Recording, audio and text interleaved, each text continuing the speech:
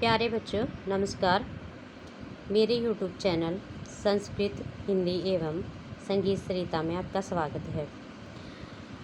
बच्चों, आज संस्कृत साहित्य के अंतर्गत हमारा विषय रहेगा महाकाव्य। महाकाव्य किसे कहते हैं?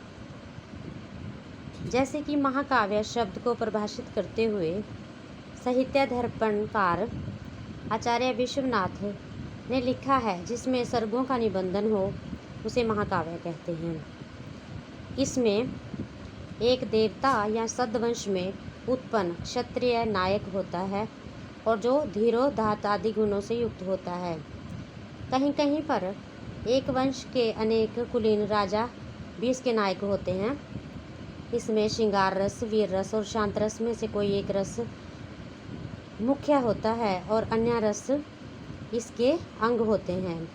सभी नाट्य संधियों से युक्त ऐतिहासिक या लोक प्रसिद्ध कथा का इसमें निवेश होता है। इसमें धर्म, अर्थ, काम तथा मोक्ष रूपी चतुर्वर्ग में से कोई एक उसका फल होता है। प्रारंभ में आशीर्वाद, नमस्कार या वर्ण्य वस्तु का निर्देश होता है। कहीं कहीं खलों की निंदा तथा सज्जनों की गुण गरिमा का गुणगान भी होता है। आकार की दृष्टि से इसमें न ज़्यादा छोटे और न बहुत बड़े कुल 8 सर्ग से अधिक सर्ग होते हैं। इसमें एक सर्ग एक ही छंद का अनुसरण करता है, लेकिन सर्ग अंत में प्रायः भिन्न छंद होता है। कहीं कहीं एक सर्ग में अनेक छंद मिलते हैं। कथा वस्तु की दृष्टि से सर्ग के अंत में अगली कथा को सूचित किया जाता है। इसके अतिरिक्त इसमें सूर्य, चंद्रमा, संध्या, रात्रि, प्रदोष, अंधकार, दिन, प्रातःकाल, मध्याह्न काल, मृग्या, पर्वत, ऋतु, वन, समुद्र, संभोग, वियोग, मुनि, स्वर्ग, नगर, यज्ञ, संग्राम, यात्रा, विवाह, मंत्र, पुत्र और अभ्युदय आदि का यथासंभव सांग उपसांग मिलता है। इसका नामकरण कवि के नाम पर यथा माघ या चरित्र के नाम पर जैसे कुमार संभव या चरित्र नायक के नाम पर जैसे रघुवंश होना चाहिए। कहीं कहीं इसमें भिन्न नामकरण भी मिलता है, जैसे बट्टी काव्य इत्यादि। सर्ग की वर्ण्य कथा वस्तु के नाम पर भी सर्ग का नाम रखा जाता है।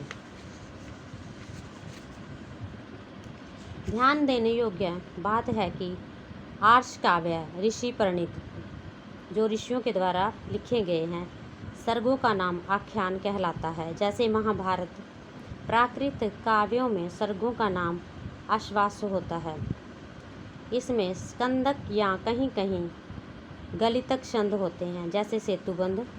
अपभ्रंश भाषा के काव्यों में सर्गों का नाम पूर्वक होता है और छंद भी अपभ्रंश के योग्य अनेक प्रकार के होते हैं, जैसे कर्ण, प्राकरम। महाकाव्य रचना की प्रेरणा भारतीय कवियों को वेदों से प्राप्त हुई। वेदों में देव स्तुति के अतिरिक्त प्राचीन काल के प्रसिद्ध राजाओं की प्रशंसाएं भी हैं। इन प्रशंसाओं को नराशंसी कहते हैं। ऋग्वेद में शयशव ऋषि द्वारा अपने आश्रयदाता राजा तरंत और उनकी विदुषी पत्नी रानी शशियशी के दान की खूब प्रशंसा की गई है। इन्हीं समग्र साधनों का उपयोग करके पूर्ववर्ती कवियों ने रमणीय प्राकृतिक दृश्यों से सम्मिलित महाकाव्य परंपरा को स्वतंत्र रूप प्रदान किया। रामायण और महाभारत में जिन विभिन्न आख्यानों उपाख्यानों का वर्णन हमें मिलता है, वे संस्कृत महाकाव्यों के उद्भव स्वरूप हैं। उन्हीं का संकलन, संशोधन तथा परिवर्धन करके महाकाव्यों को प्रौढ़ रूप प्रदान किया गया। रामायण और महाभारत की शैलियाँ और उनके द्वारा अनुप्रमाणित काव्य परंपरा को देखते हुए सहज ही कहा जा सकता है कि महाभारत की अपेक्षा रामायण में काव्य उत्कर्ष कारक गुण और अन्वति अधिक है। अतः महाभारत प्रधान तथा इतिहास गौणतया महाकाव्य है, किंतु इसके विपरीत रामायण प्रधानतया महाकाव्य तथा गौणतया इतिहास है। अपनी इसी प्रधान भावना के कारण महाभारत ने पुराण शैली को जन्म दिया और स्वयं भी पुराणों की श्रेणी में चला गया, किंतु रामायण का विकास अलंकृत शैली के काव्य के रूप में हुआ। इसलिए हम महाभारत को संस्कृत के काव्यों, महाकाव्यों और दूसरे विषयों के ग्रंथों का पिता मान सकते हैं, किंतु उसके काव्यों और महाकाव्यों की श्रेणी में रखने से हिचकिचाहट महसूस करते हैं, जबकि रामायण को हम निश्चित रूप से महाकाव्यों की श्रेणी में रख सकते हैं और उसे अलंकृत शैली के काव्यों का जनक भी कह सकते हैं। संस्कृत के प्राय सभी लक्षण ग्रंथ रामायण की सीमा रेखा के विश्लेषण हेतु ही रचे गए। काव्य शास्त्रियों द्वारा निर्धारित नियमों के भीतर आने में कुछ महाकाव्य जो पूर्णतः खरे नहीं उतरते, उसका एकमात्र कारण यही होता है कि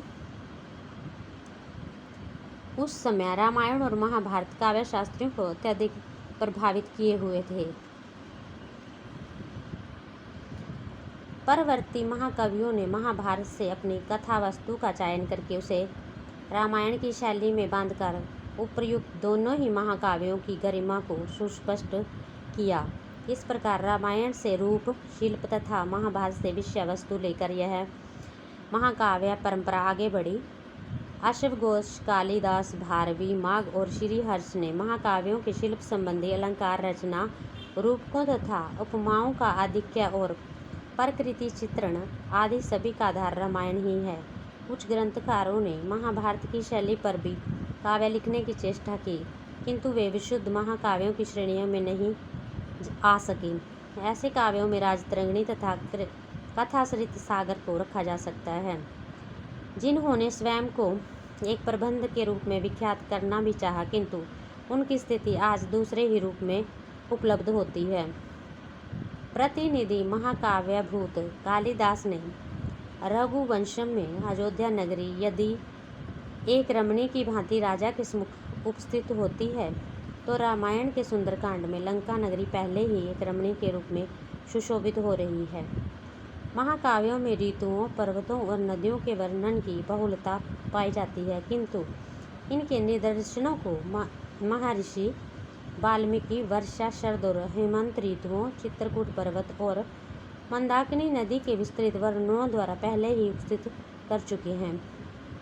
रामायण का झुकाव काम उद्दीपक वर्णनों की ओर नहीं है, उसकी शैली गंभीर और गौरवयुक्त है, जिसने काव्य के संपूर्ण इतिहास पर अपना आधिपत्य स्थापित कर रखा है। बच्चों, आज का ये वीडियो यहीं पर समाप्त होता है। नमस्कार।